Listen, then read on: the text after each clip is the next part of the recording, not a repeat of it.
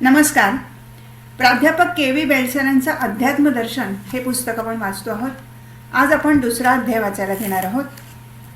अध्याय दुसरा, मानवी जीवन. पहिला मुद्दा, माणूस आणि समाज. माणूस हा बुद्धीने संपन्न प्राणी आहे ही माणसाची व्याख्या सांगणाऱ्या ॲरिस्टॉटलने माणूस हा समाज करून राहणारा प्राणी आहे म्हणजे झून पॉलिटिकॉन अशी माणसाचीच आणखी एक व्याख्या सांगून ठेवली आहे. त्याच्या मते पशु आणि देव हे दोघेजणच एकटे राहण्यास योग्य आहेत. यावर निश्चय नावाच्या जर्मन पंडिताने अशी मिश्किल व बोचक कोटी केली की पशु आणि देव यांच्या जोडीला 19व्या शतकामध्ये दोघांचे मिश्रण असलेला तत्त्वज्ञानी पण बसवला पाहिजे.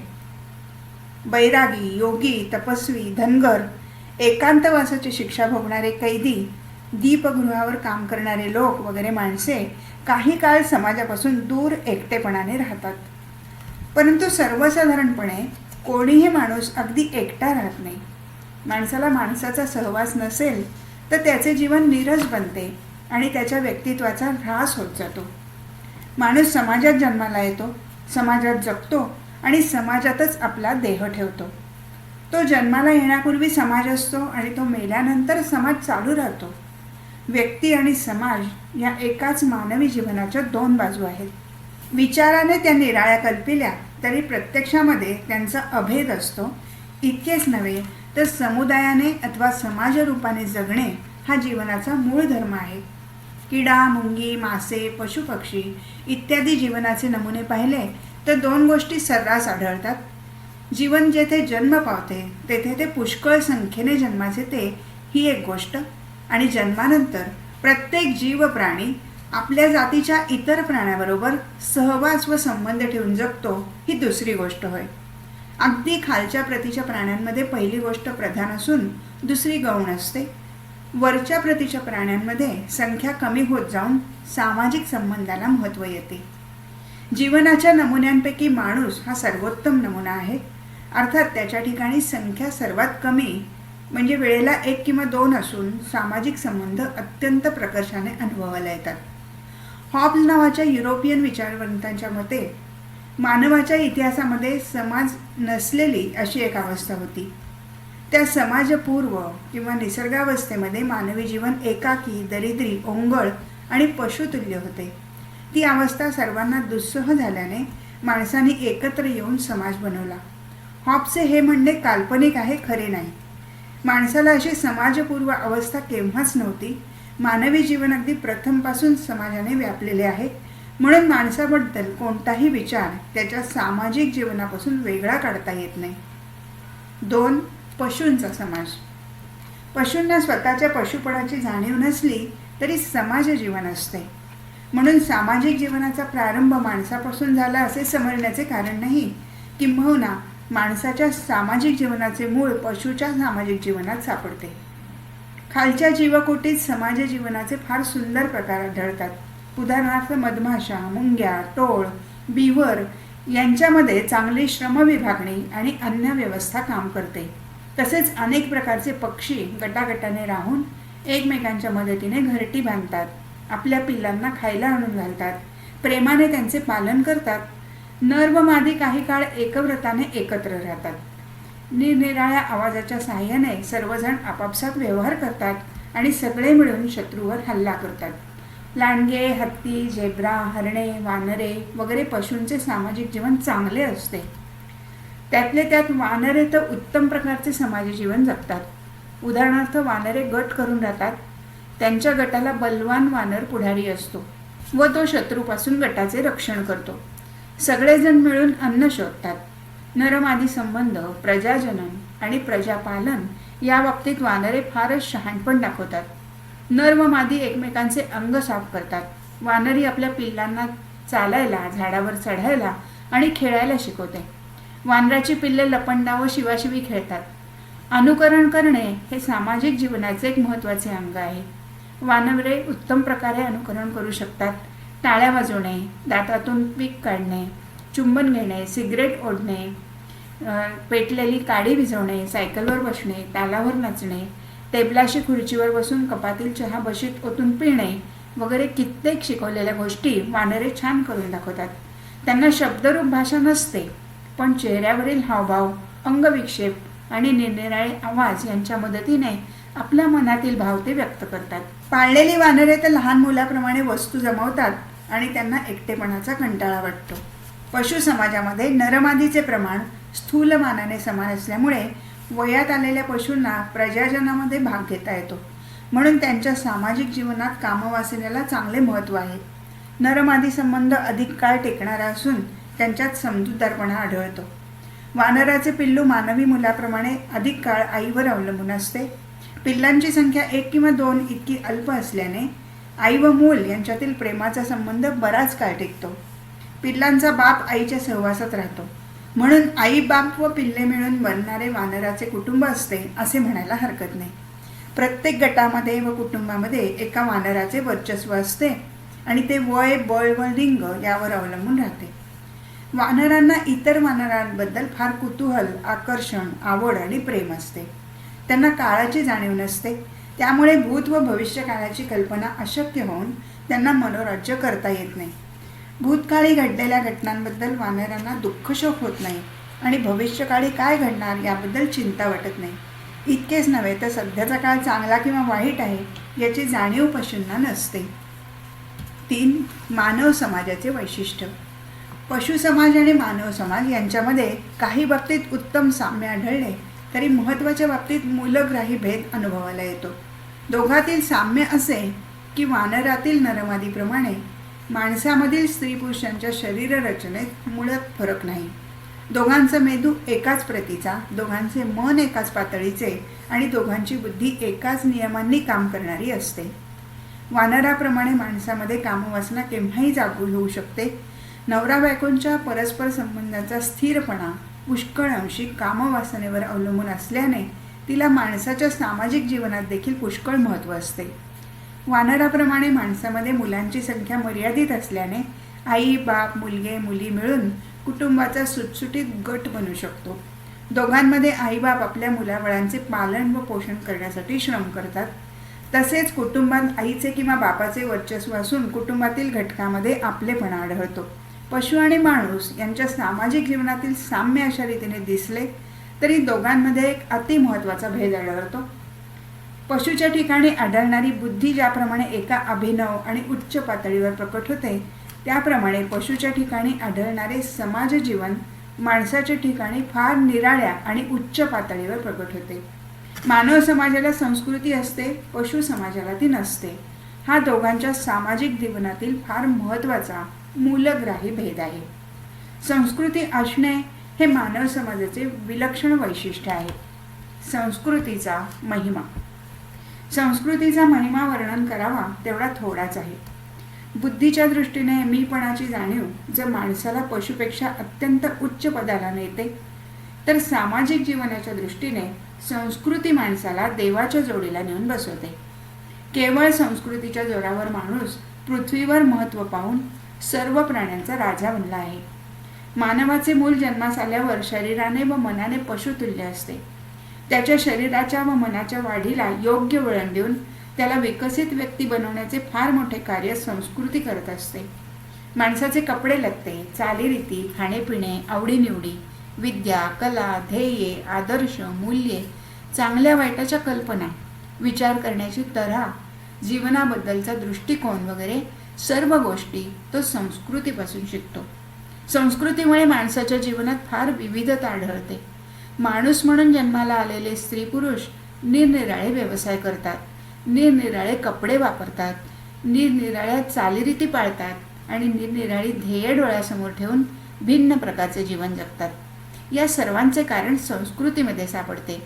आई बाप, भाऊ बहीण, नवरा बायको, पुढारी, अनुयायी इत्यादी निसर्गाने निर्माण केलेल्या सामाजिक संबंधामध्ये आपल्या कल्पकतेने नवीन संबंधांची भर घालून माणूस फार उच्च पातळीवर आपले सामाजिक जीवन जगू शकतो. गुरु शिष्य, देवभक्त, राजा प्रजा, मालक नोकर, मित्र मित्र, पती पतिव्रता वगैरे मानव निर्मित संबंधाचे मूळ संस्कृती होय. तरुण स्त्री पुरुषांचा निकट सहवास घडल्यावर विवाह, अनैतिक संबंध, बलात्कार वगैरे भेद संस्कृतीच करते. म्हाताऱ्या आईबापांची सेवा करणे, भगवी वस्त्रे धारण करून सर्वसंग परित्याग करणे, विद्येच्या उपासनेसाठी ब्रह्मचर्य पालन करणे, मुलामुलीचे विवाह घडवून आणणे, कुटुंबाचे नाव चालू ठेवणे, घरदार शेतीवाडी करणे, विमा उतरणे, मृतांचे श्राद्धपक्ष करणे, त्यांची स्मारके बांधणे, मृत्यूपत्र करणे, ग्रंथ लिहिणे इतकेच नव्हे तर खुद्द संस्कृतीबद्दल विचार करणे या सर्व मानवी कृतीचे मूळ संस्कृतीमध्येच आढळते. माणसाने काय खावे, काय प्यावे, काय लिहावे, कशा प्रकारच्या घरात राहावे, केव्हा कोठे व कसे हसावे किंवा रडावे इत्यादी महत्त्वाच्या गोष्टी संस्कृतीच ठरवून देत असल्याने तिने मानवी जीवन व्यापून टाकले आहे. फार काय सांगावे, मानवी जीवनातून संस्कृती वजा केली तर माणूस म्हणजे केवळ पशु उरेल. आता संस्कृती म्हणजे काय? संस्कृती हा शब्द मूळ सम अधिक कृ या धातूपासून झाला असून त्याचा अर्थ शुद्ध व स्वच्छ करणे, उजाळा देणे, उमटवणे, आकार देणे, पवित्र करणे असा आहे. संस्कृती म्हणजे भूषणभूत सम्यक कृती होय. संस्कृतीचा संबंध संस्कारांशी असतो. मल नाहीसा करून पवित्रता देण्याचे कार्य संस्कार करीत असतो. अर्थात माणसाच्या शरीराला, मनाला आणि आत्म्याला शुद्ध करून त्यांना निर्मल स्वरूप देणारी किंवा शरीराला, मनाला आणि आत्म्याला संस्कारांनी स्वच्छ करून पवित्र करणारी जी तिला संस्कृती असे म्हणतात. सुंदर विचार, सुंदर उच्चार, सुंदर आचार यांचा सुंदर समन्वय घडवून माणसाच्या सम्यक जीवनाला सुरेख आकार देणे हे संस्कृतीचे काम आहे. एखादा मनुष्य सुसंस्कृत आहे असे जेव्हा आपण म्हणतो तेव्हा त्याच्या आवडीनिवडी, त्याचे आचार विचार, त्याची भाषा आणि त्याचा इतर माणसाबरोबरचा व्यवहार उत्तम प्रकारचा आहे असा आपला भावार्थ असतो. परंतु वैदिक संस्कृती किंवा ग्रीक संस्कृती असा शब्द आपण वापरतो त्यावेळी वैदिक आर्यांचे किंवा प्राचीन ग्रीकांचे आचार विचार, भाषा व्यवहार, कला वाङ्मय, संगीत शिल्प, नीतिधर्म, राजकारण, अर्थव्यवस्था, तत्वज्ञान व परमार्थ असा आपला भावार्थ असतो. पुढील विवेचनामध्ये हाच अर्थ अभिप्रेत आहे. संस्कृतीबद्दल प्रथम गोष्ट ध्यानात ठेवावी ती अशी की मनुष्य जन्मास येण्याच्या अगोदर संस्कृती असते व तो मेल्यानंतर ती चालू राहते. याचा अर्थ असा की संस्कृती कोणा एका व्यक्तीवर अवलंबून नाही. संस्कृती म्हणजे पिढ्यानपिढ्या चालत येणारा समाजाचा वारसाच होय. माणसे आली काय आणि गेली काय, संस्कृतीचा झरा अखंडपणे वाहत असतो. जन्मास येणाऱ्या प्रत्येक माणसाला समाजाने दिलेला तो एक वारसा असतो. प्रत्येक पिढी त्याच्यामध्ये आपली भर टाकते. अशा रीतीने तो वारसा वाढत जातो. हे जसे खरे तसेच प्रत्येक पिढीचे ज्ञान, कला, विद्या, कपडे, दागिने, जीवनपद्धती वगैरे काही प्रमाणात तिच्याबरोबर लय पावतात हेही खरे आहे. संस्कृतीचा वारसा मिळाल्याने व्यक्तीचा फार मोठा फायदा होतो. स्वतःच्या अनुभवाने प्रत्येक गोष्ट शिकण्याचे श्रम वाचतात. हा वारसा अशा रीतीने चालत आला नसता तर एकंदर मानव समाज प्राथमिक अवस्थेमध्येच राहिला असता. संस्कृतीबद्दल दुसरी गोष्ट अशी की मनुष्याच्या शरीराला व मनाला वळण देते. मनुष्य प्राणी जन्मतः अगदी असहाय्य असतो. त्याला बोलता, चालता, खाता, पिता येत नाही. स्वतःचे शरीर सांभाळता येत नाही. आपण माणूस आहोत ही जाणीव देखील त्याच्या अंगी उदय पावलेली नसते. खालच्या प्राण्यांना जीवनावश्यक गोष्टी जन्मतः स्वाभाविकपणे येतात. माणसाला त्या सर्व शिकाव्या लागतात. जीवनावश्यक अशा शरीराच्या व मनाच्या सवयी संस्कृती माणसाला शिकवते. उदाहरणार्थ हाताने खाणे, शौच मुखमार्जन करणे, स्नान करणे, नीटनेटके कपडे घालणे, पायात जोडा घालणे, अन्न शिजवून खाणे, नियमित झोप घेणे, दाढी करणे इत्यादी देहाच्या सवयी आणि लिहायला वाचायला शिकणे, शास्त्रांचा व्यासंग करणे, कविता रचणे, ईश्वराची उपासना करणे, राजकारण करणे वगैरे मनाच्या सवयी माणसाला संस्कृतीच्या द्वारा दुसऱ्याकडून शिकून प्राप्त होतात. जन्मतः पशुवत असलेल्या मुलाला शिकवून माणूस बनवण्याचे मोठे कार्य संस्कृती करते. संस्कृतीबद्दल तिसरी गोष्ट अशी की ती अर्थ, मूल्य, आदर्श आणि ध्येय निर्माण करते. शब्दाला, कृतीला किंवा वस्तूला अर्थ दिल्याने त्यांना मानवी जीवनामध्ये फार निराळे स्थान प्राप्त होते. उदाहरणार्थ तुळस ही वनस्पती आणि गाय हे जनावर. पण भारतीय संस्कृतीमध्ये त्यांना विशिष्ट अर्थ दिल्याने हिंदूंना दोन्ही पवित्र वाटतात. त्याच दृष्टीने स्वस्तिक कल्याणमय आहे तर कमल मंगलमय असून सौंदर्याने भरलेले आहे. ख्रिश्चन लोकांना क्रॉस पवित्र वाटतो तर पारशी लोकांना अग्नी पवित्र वाटतो. हिंदू लोकांना ओंकार ब्रह्मस्वरूप दर्शवतो आणि भगवी वस्त्रे वैराग्य प्रकट करतात. अशा रीतीने अनेक अर्थ देऊन आणि मूल्य निर्माण करून मानवी जीवन समृद्ध बनवणे ही संस्कृतीची देणगी आहे. संस्कृतीबद्दल ध्यानात ठेवण्याची चौथी आणि शेवटची गोष्ट अशी की ती अर्थांना आणि मूल्यांना साकार करण्याच्या निमित्ताने विशिष्ट जीवन पद्धती निर्माण करते. व्यक्ती ही संस्कृतीची वाहक असल्याने अनेक माणसाच्या जीवनात संस्कृती प्रत्यक्ष आकार धारण करते. व्यक्तींच्या जीवनात मूल्यांना आणि अर्थांना साकार होण्याची संधी मिळून मानवी जीवन कल्याणमय व्हावे अशी संस्कृतीची खटपट असते. म्हणून अनेक माणसांचे समूह तिच्या संदर्भाने मंगलमय व यशस्वी जीवन कंठत असतात. व्यक्तीच्या दैनंदिन आचारविचारामध्ये संस्कृतीचे साक्षात प्रतिबिंब आढळते. संस्कृतीची भिन्न रूपे. वास्तविक माणूस या दृष्टीने सर्व देशातील लोक माणसेच आहेत. शरीर व मन यांच्या गरजा सर्वांच्या सारख्या असतात. परंतु मूलतः सारखी असणारी माणसे निरनिराळ्या देशात निरनिराळ्या जीवन पद्धतीने जगतात. याचे कारण असे की प्रत्येक देशाची भौगोलिक रचना, हवामान, जमिनीचा कस इत्यादी परिस्थिती आणि वंश भिन्नता यांचा परिणाम घडून संस्कृतीचे प्रत्यक्ष स्वरूप भिन्न बनते. उदाहरणार्थ, भारतामधील कुटुंबाची तऱ्हा अमेरिकन कुटुंबापेक्षा भिन्न असते. तसेच ज्या समाजात एकपत्नीत्व रूढ आहे त्यातील कुटुंबाची रचना आणि नीती अनीतीच्या कल्पना बहुपत्नीत्व मान्य असलेल्या समाजाहून निराळ्या असतात. याच नियमाने कपडे लत्ते, चालीरीती, आचारविचार वगैरे गोष्टी भिन्न संस्कृतीमध्ये भिन्न रूपाने आढळतात. हे जरी खरे असले तरी विकास पावलेल्या सर्व संस्कृतींमध्ये पुढील गोष्टी अनिवार्यपणे आढळतात. शब्दरूप भाषा, कुटुंब संस्था, भांडीकुंडी, दागिने, हत्यारे, अन्नोत्पादनाचे मार्ग, शासन संस्था, धर्मसंस्था, पुरोहित, गायन, नृत्य, काव्य इत्यादी कला, पुराणकथा, युद्धकथा आणि तत्त्वज्ञान यांच्या वाचून कोणतीही संस्कृती असत नाही. एका संस्कृतीमध्ये वाढलेला माणूस भिन्न संस्कृतीमध्ये वाढलेल्या माणसाला भेटला असता एकमेकांच्या आचारविचारांना नावे ठेवण्याची प्रवृत्ती होते. ही गोष्ट अयोग्य आहे, कारण मूळ विश्वसंस्कृती एकच असून जगात आढळणाऱ्या निरनिराळ्या संस्कृती तिचे भिन्न परिस्थितीमधील आविष्कार असतात. संस्कृती आणि व्यक्ती. प्रत्येक माणूस संस्कृतीच्या वातावरणात जन्माला येतो. त्याचे अनुवंशिक गुणावगुण आणि सांस्कृतिक वातावरण या दोन्हीचा परिणाम घडून त्याचे व्यक्तिमत्व तयार होते. वस्तुतः माणूस लहानपणापासून गतिमान असतो. ज्या वातावरणात त्याला ठेवावा त्याच्यावर क्रियाप्रक्रिया घडून त्याचे माणूसपण वाढीला लागते. वातावरणाचा म्हणजे परिस्थितीचा जोर मोठा विलक्षण आहे यात शंका नाही. माणसाची घडण घडवण्यामध्ये संस्कृतीचा मोठा भाग असतो.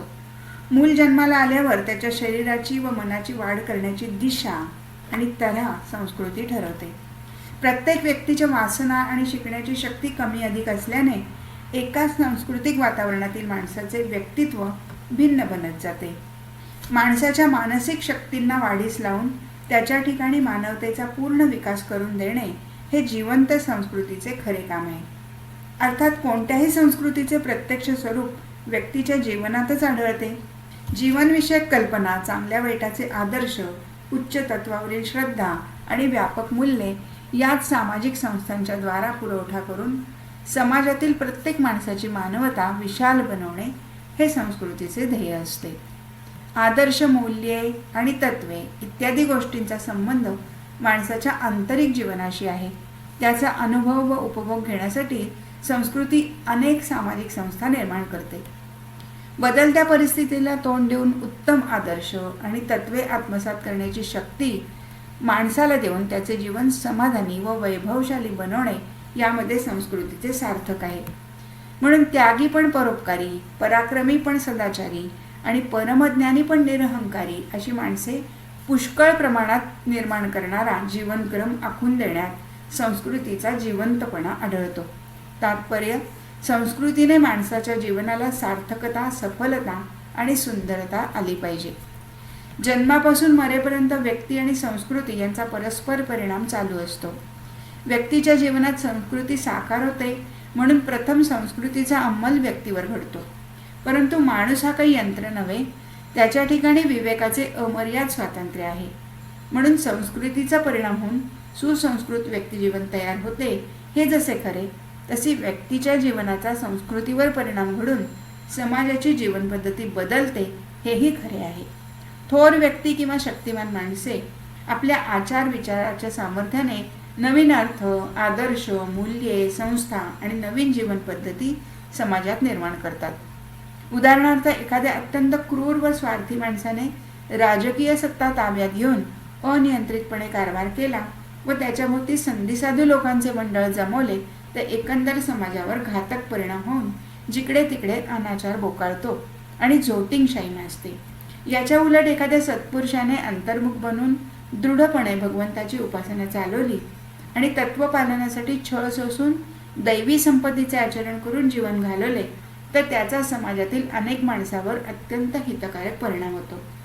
त्याच्या समागमाने अनेक लोक सन्मार्गाला लागतात, पापी पुण्यवान बनतात आणि काही काळ तरी समाजाच्या विविध अंगामध्ये निस्वार्थीपणा, निष्ठा व निष्कामपणा वाढीस लागतात. संस्कृतीच्या व्यवहारात व्यक्तीला अत्यंत महत्त्व आहे हे विसरून चालणार नाही. शरीराची विशिष्ट रचना आणि बुद्धीमधील मीपणाची जाणीव या दोन साधनांनी माणूस जे करून दाखवतो ते इतर कोणत्याही प्राण्याला करता येत नाही. मीपणाच्या जाणीवेमधून अनेकमुखी जिज्ञासा उत्पन्न होते आणि मग आपल्या बुद्धीच्या जोरावर माणूस अनेक प्रकारचे ज्ञान संपादन करतो, अनेक शास्त्रे जन्माला घालतो, अनेक संस्था स्थापन करतो, अनेक राजकीय आणि सामाजिक चळवळी करतो, अनेक गुंतागुंतीची यंत्रे निर्माण करतो आणि अनेक मनोहर कला मूर्त स्वरूपाला आणतो. अर्थात माणसाने साधलेल्या या गोष्टी एकाच व्यक्तीच्या प्रयत्नाचे फळ नसते. अनेक देशातील अनेक माणसे अनेक वर्षे प्रयत्न करीत राहतात. त्यांच्या साठलेल्या प्रयत्नातून वरील गोष्टी निर्माण होतात. गतकालातील थोर विचारवंतांनी जे ज्ञान संपादन केलेले असते त्याचा वारसा आपल्याला येतो. त्यामध्ये भर घालून आपण ते ज्ञान आपल्या नंतर येणाऱ्या पिढीला देत असतो. हा क्रम अखंड चालू राहून मानवी जीवन अनेक अंगांनी समृद्ध बनत जाते. गतकालाची स्मृती ताजी ठेवण्याची शक्ती माणसामध्ये प्रकट असल्याने पूर्वीच्या लोकांचे आचार विचार, भाषा, वाङ्मय, कला, हत्यारे, मूल्ये या गोष्टींचा आपण आपल्या जीवनात भरपूर उपयोग करून घेत असतो. किंबहुना पूर्वीच्या लोकांची जीवन पद्धतीच थोड्याफार फरकाने आपण जगतो. हे सर्व संस्कृतीचे ऋण होय. या पृथ्वीवर प्राण्याचे अगणित प्रकार आढळतात. या सर्वांमध्ये माणूस एवढा श्रेष्ठ का? तर माणसाला संस्कृती आहे म्हणून. जीवनाच्या सर्व क्षेत्रामध्ये माणसाने जी करामत केलेली आढळते तिचे कारण संस्कृती होय. चंद्राबरोबर त्याचे शीतल चांदणे, चंदनाबरोबर त्याचा मनोहर सुगंध, कमळाबरोबर त्याचे रम्य सौंदर्य आणि संतांबरोबर त्याचे पवित्र प्रेममय अंतःकरण, तशी माणसाबरोबर त्याचे जीवन दिव्य बनवणारी संस्कृती असते. सांगण्याचे तात्पर्य असे की मानवाचा विचार करताना ज्याप्रमाणे मानव समाजाचा विचार अपरिहार्य आहे त्याचप्रमाणे मानव समाजाचा विचार करताना संस्कृतीचा विचार केल्यावाचून गत्यंतर नाही. मानवी जीवनाची कोणतीही बाजू घ्या, कुटुंब संस्था असो की राज्यसंस्था असो, शाळा असो की मंदिर असो, मोठा कारखाना असो की पंडितांचा विश्राम असो, रंगमंदिर असो की न्यायमंदिर असो, ग्रंथालय असो की क्रीडालय असो, प्रत्येक ठिकाणी व्यक्ती, समाज आणि संस्कृती या तिन्हीचा अतिनिकट संबंध आढळतो. एकाच मानवी जीवनाची ही परस्पर पूरक अंगे असून त्यांना एकमेकांपासून निराळे काढता येत नाही. एका अंगामध्ये फरक झाल्यास त्याचा परिणाम दुसऱ्या दोन्ही अंगावर होतो. म्हणून व्यक्ती, समाज व संस्कृती मिळून मानव जीवन बनते. हा अध्याय इथे संपला. हरिओम तत्सत.